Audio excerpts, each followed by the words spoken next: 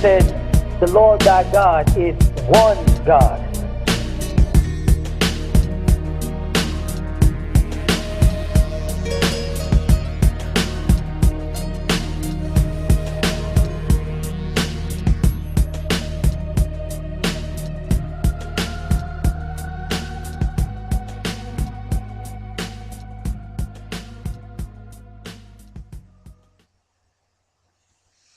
Yah's blessings once again.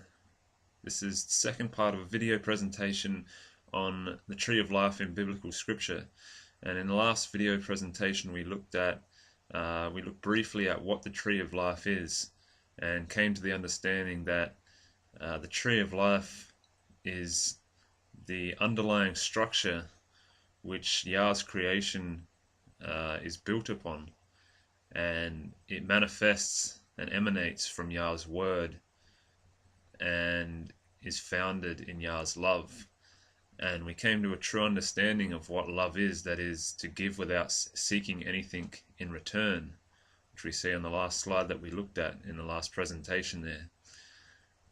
Today we're going to go into why the tree of life is important for us as human beings. So let's get straight into that with the first slide. And to do that, to look into why the tree of life is so important for us as human beings, I want to first look at the contrasting side of that. The other tree mentioned in the Garden of Eden, that is the tree of good and evil. And this will give us an understanding of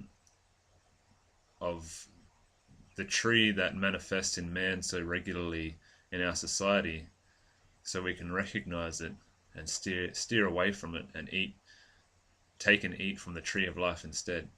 So if we take a look at Genesis 3 and 6, this is when the serpent, the whisperer, is deceiving and manipulating the woman in Eden and making her question whether or not she should follow the will of Yah. And so in Genesis 3 and 6 it says, "So when the woman saw that the tree was good for food, and that it was pleasant to the eyes, and that the tree was delightful to look at, she took of the fruit thereof, and did eat, and she also gave to her husband with her, and he did eat." So from that verse we can grasp what it means to eat of this tree of the knowledge of good and evil. If we look at the first part, it says the woman saw that the tree was good for food. So straight away we have the woman following a base desire, a desire to fulfill her hunger. Now that, when we look at that symbolically and metaphorically, that hunger is a symbol for all of our base desires. So that when we follow our base desires without any thought of anyone else other than fulfilling those desires, this is part of eating of the tree of the knowledge of good and evil. And the second part of that says, "And that it was pleasant to the eyes, and the tree was delightful to look at." So we're talking about physical things. The tree looked good to the woman. So we see materialism there straight away. So the two things that Genesis 3 and 6 warns us about and tells us that what is involved in eating of this tree of good and evil, of the knowledge of good and evil, is indulgence in our desires, our base desires, and materialism, thinking that this physical world is all that there is. And sages throughout time have warned us against that sort of thinking, to follow our animalistic desires and to live a materialistic life. Yashu'a himself said to not store treasures on earth where moth and rust corrode, but instead to store treasures in heaven. That's telling us not to live a materialistic life, because in the end it's all fleeting, and the true treasure is the treasures we lay up in heaven, that is in the heavenly realm, the heavenly attributes living out those heavenly attributes of the tree of life. So why do we find ourselves following and indulging in our animalistic desires and living such materialistic lives? Well, in biblical scripture, if we take a look at the verses before Genesis 3 and 6, at the beginning of Genesis 3, it tells us the sort of thinking and sort of mindset that the whisperer, the serpent, manipulated the woman into having. What sort of mindset led up to her making this decision, this choice to go against the will of the Most High? So if we have a look at Genesis 3,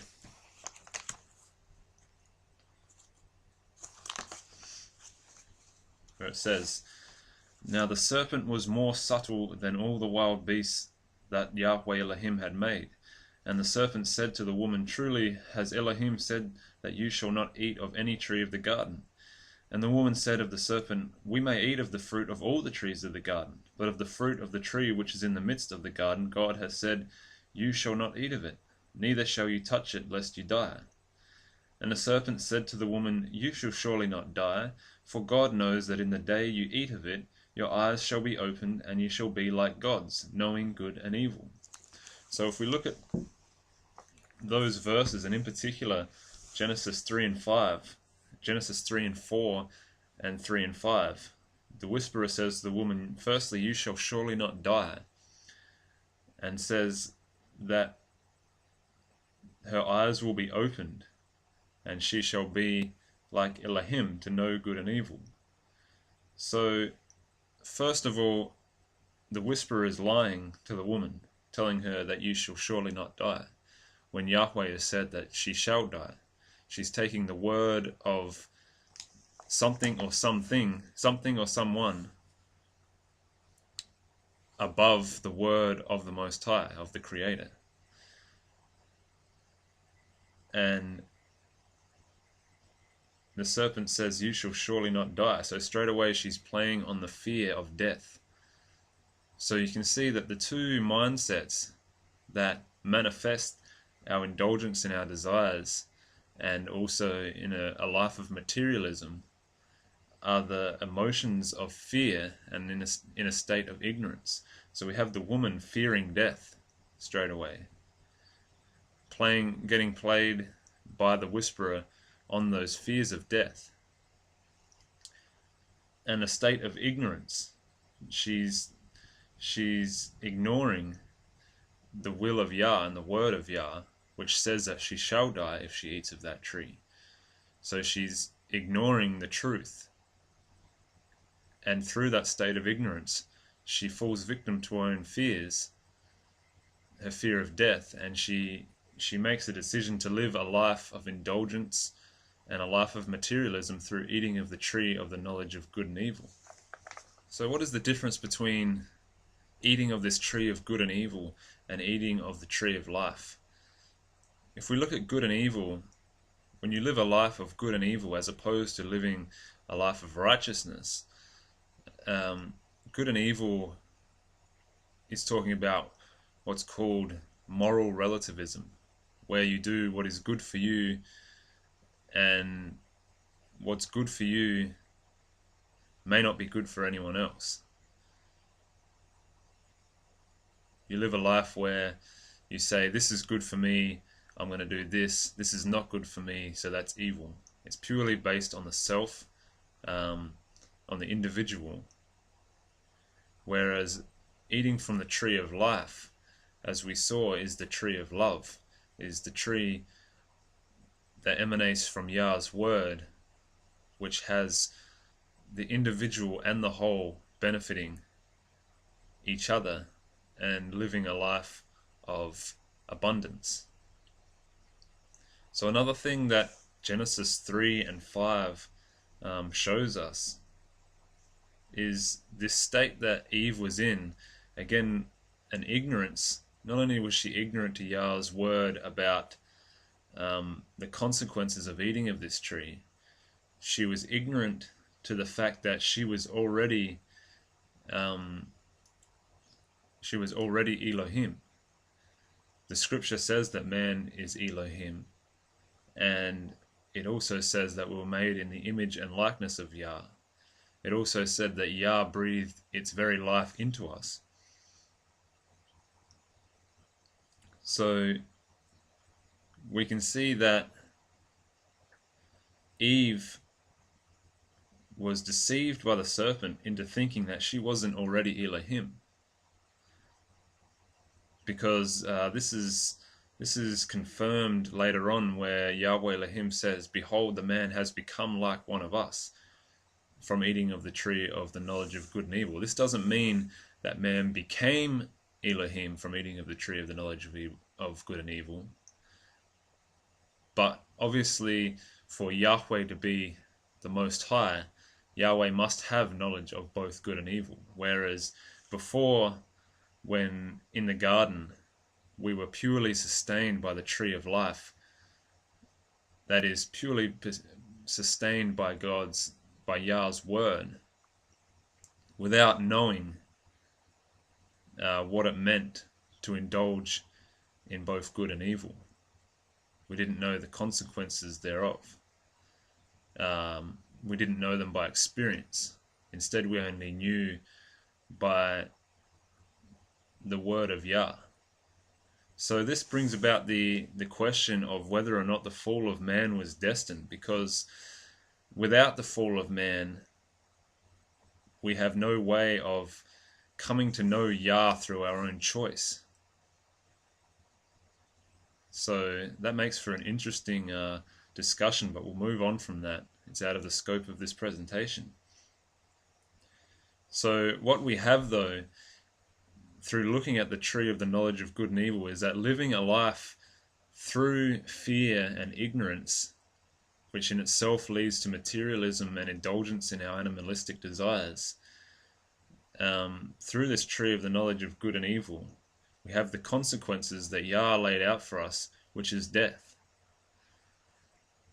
Which brings us to what exactly is the importance of the tree of life. Well, if the consequences of the tree of the knowledge of good and evil, that is, the consequences of wrongdoing, of what's called sin, if the consequences of that is death, then the consequences or the outcome of eating of the tree of life is life. And it says this in Genesis 3:22, where it says, "Then Yahweh Elohim said, Behold, the man has become like one of us, to know good and evil. And now lest he put forth his hand and take also of the tree of life and eat, and live forever." So there it lays out for us straight away, straight after the fall of man, that unless we eat of the tree of life, then we are doomed. That is, we are judged, inasmuch as we saw that in the tree of life we have the law and we have justice. So the justice of living a life of wrongdoing is death.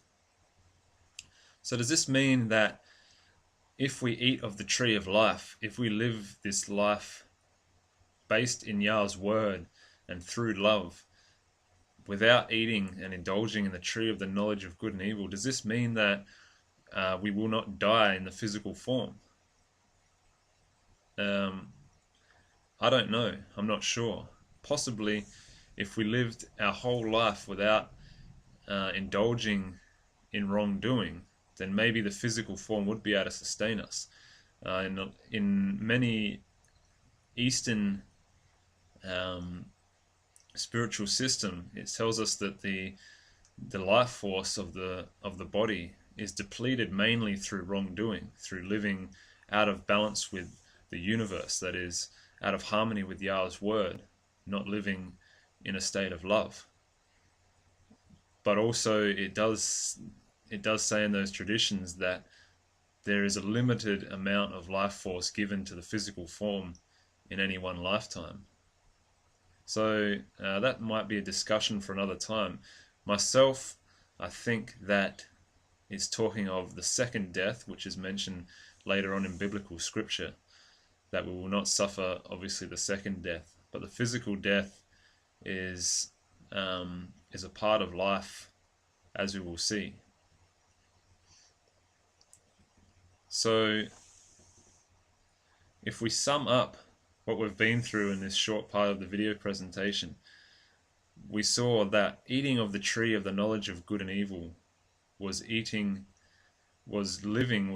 into us the states of fear and ignorance, and living a life of materialism and indulgence in our animalistic desires.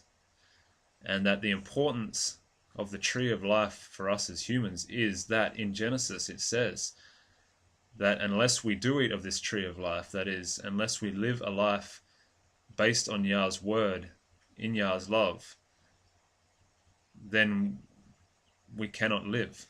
That life itself is founded on Yah's love.